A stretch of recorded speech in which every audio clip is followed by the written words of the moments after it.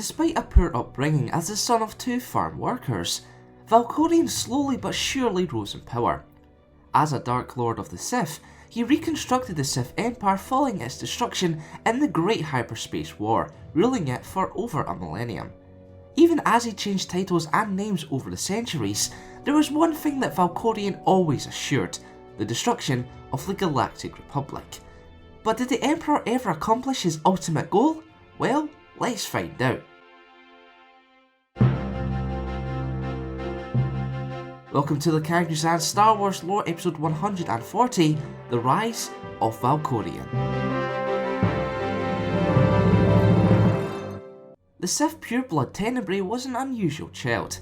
Born in 5113 BBY on Madrius, a planet at the edge of the Sith worlds, the infant showed no emotion, possessed a powerful voice, was avoided by animals, and had eyes as black as the void of space. Furthermore, at the age of 6, Tenebrae began to manifest potential in the Force, which raised his suspicion of his father, as neither he nor his wife were Force sensitive. When confronted, Tenebrae's mother admitted to having an affair with Madrius' ruler, Lord Dramath. As his mother faced a savage beating, Tenebrae fed off his stepfather's anger to fuel his own strength, using his newfound powers to telekinetically break the farmer's neck. However, the youngster then turned on his mother for betraying their family, killing her after months of torture. Over the next 4 years, the Sith pureblood's influence and reputation grew as he conquered neighbouring villages with his Force powers, raising legions of followers in the process. While some were fascinated by the child, most pledged loyalty to him through fear. As Tenebrae rose to power, he massacred thousands and held regular public executions to feed off their suffering. Initially, Lord Dramath ignored his son's alleged activities. However, he later decided to investigate the rumours and determine whether to kill Tenebrae or hire him as a servant. Unfortunately, the Sith Lord underestimated his son's abilities. After revealing his true parentage, Tenebrae stripped Dramath of his power in the Force and drove the man insane. After killing his father, the youngster embarked on a campaign to conquer the rest of Madrius. 3 years later, Tenebrae fulfilled the objective and successfully defended the throne against many of Dramath's subordinate Sith Lords. In 5100 BBY, after travelling to Zeost, the Dark Lord of the Sith and ruler of the Sith Council Markaragnos granted Tenebrae the right to rule Madrius as his own and elevated him to the rank of Sith Lord. The newly named Lord Vitiate then returned to Madrius, which he renamed Nathema, to rule for 100 years, during which the Sith Lord studied the secrets of the dark side. Following Ragnos' death in 5000 BBY, Vitiate chose to not involve himself in the power struggle between competing Sith Lords Nagasadu and Ludo Kresh. Also, since he avoided any battles or conflicts throughout his reign, Vitiate simply spectated the Great Hyperspace War from the safety of Nathema. However, following the Sith Empire's ultimate defeat in the battle above Korriban, the Sith Lord put his plan to seize power into action. In 4999 BBY, Vitiate began to broadcast speeches describing how the Jedi Order were going to destroy the Sith Empire without his rule. As a result, as fear and panic increased, Vitiate assumed a leadership role. He called all Sith Lords to Nathema to perform in a ritual, which he promised would unleash the full power of the dark side beyond anything they could possibly imagine. However, when the 8,000 Sith who answered his call arrived on the planet, Vitiate dominated their minds and bound their wills to his. The ritual itself took 10 days to perform. Upon completion, all life on Nathema perished save for Vitiate, who absorbed the life force of the entire world, gaining both unimaginable power and immortality. At that moment, the Sith Lord rejected the name Vitiate to simply become known as the Emperor. Following the destruction of Nathema, the Emperor drove his people further into a panic while simultaneously offering them hope. After leading them to the long-lost world of Drummond Cass, he declared the birth of a new empire that would rise from the ashes of the old. As his people worked to build their new order, the Emperor created the Dark Council, a group of 12 Sith Lords who served as the primary ruling body to run the Empire's day-to-day operations. He also selected 12 Force sensitives to be his very own servants. As the Empire rose to prominence, the Emperor's promise to destroy the Republic became less important to the people. However, from his studies, the formerly named Vitiate discovered a way to magnify the ritual he had performed on Nathema to lay waste to the entire galaxy.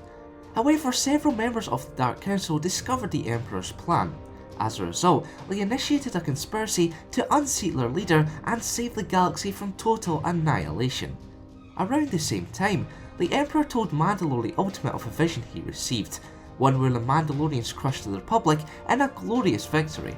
Through the power of the dark side, he manipulated the Mandalorian leader, binding the warrior and convincing him to launch a war against the Republic to test its strength. 2 years later, the conflict known as the Mandalorian Wars began. The Mandalorians initially had the upper hand until young Jedi Knights Revan and Malak took command of the Republic military. After a string of victories, a definitive confrontation took place at the Battle of Malachor V in 3962 BBY, during which Revan challenged Mandalore the Ultimate to single combat and won. However, as Mandalore lay dying, the Emperor's spell finally wore off, revealing his manipulation to Revan. In an attempt to locate the mysterious Emperor, Revan and Malak travelled to the Barren Nathema, which led them to Drummond Cast. Eventually, the two Jedi Knights uncovered the Emperor's throne room, but before they could slay him, the Emperor dominated their minds just as he'd done many years prior to the Sith Lords on Nathema. Breaking their wills, he forcibly converted both men to the dark side. Unfortunately, the newly titled Darth Revan and his apprentice Darth Malak were both stronger than he expected. As a result, they broke free of the Emperor's conditioning and declared their own Sith Empire. Not long after, the Jedi Civil War began. Malak later betrayed his master. As he seized control of the Empire, Revan's mind was wiped clean by the Jedi Council. Reformed, Revan went on to destroy the very empire he established and defeated his former apprentice. However, in the years that followed, the Jedi was plagued by the memories of Drummond Cast. Revan's attempts to retract his steps led him once more to the Emperor. After an epic lightsaber showdown, the Jedi managed to fight his opponent's control and even influence the Emperor in return, forcing him to postpone the renewal of conflict with the Republic for almost 3 centuries. However, the Emperor's will could not be stopped. Over the next 200 years, while advancing his plans for a new invasion, he discovered the rare technique of essence transfer, which allowed one to prolong their life even further. As a result, the Emperor possessed many bodies with his consciousness as an extension of his will. But that wasn't enough, he wanted more. Deciding he was tired of the galaxy as it existed, and the limitations that Sith teachings had placed upon him, the Emperor sought to build a new empire on Zakuul. Rumour had it that the ancient and unstoppable Eternal Fleet, operated by sentient droids, had wiped out all of wild space. That was until a powerful ship known as the Gravestone stopped the entire force above Zakuul. As a result, the Emperor wanted to build a truly eternal empire. In order to do so, he used essence transfer to possess a human male body and went by the name Valkorion. Self-declared as the Immortal Emperor of a new Immortal Empire, Valkorion united the nomadic tribes of Zakuul and accelerated the planet's technological advancement. Eventually, in 3681 BBY, Valkorion launched an assault on the Republic. In collaboration with the Imperial military, his meticulously calculated plans resulted in a series of victories in the Outer Rim. As the Great Galactic War raged on, more and more Republic worlds were lost. However, as the war neared the end of its 3rd decade, both the Emperor and the Dark Council found themselves desperate to end the bloodshed. The war officially ended when Darth Angral stormed the Republic capital, forcing them to sign the Treaty of Coruscant. As stipulated, the Republic immediately withdrew its military forces from battlefields all across the galaxy and surrendered areas of space west and north of the core, as well as north of the Corellian Run. Leaving the Dark Council to control the Empire, Valkorion retreated back into seclusion. Following the Treaty of Coruscant, the galaxy entered a period known as the Cold War, where both the Empire and the Republic rebuilt their strength and engaged in several minor conflicts to test each other's resolve. However, in 3642 BBY, the cracks in the peace agreement began to show. Valkorion in particular wanted to accelerate his plans for galactic annihilation. However, following an encounter with the hero of Typhon, the Emperor's presence was ripped from his body and sent into a deep slumber on Yavin 4. Believing their leader to be dead, Darth Malgus declared his own new empire. Seeking vengeance upon a return from death at the hands of the Empire, Revan became determined to rid the galaxy of Valkorion for good. On Yavin 4, he and the Order of Revan prepared to restore the Emperor and kill him.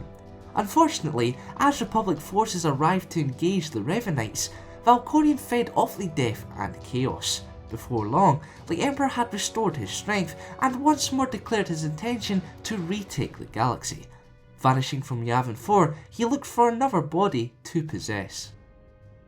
Resurfacing on Zeost, an ancestral world of the Empire, Valkorion continued to grow in strength.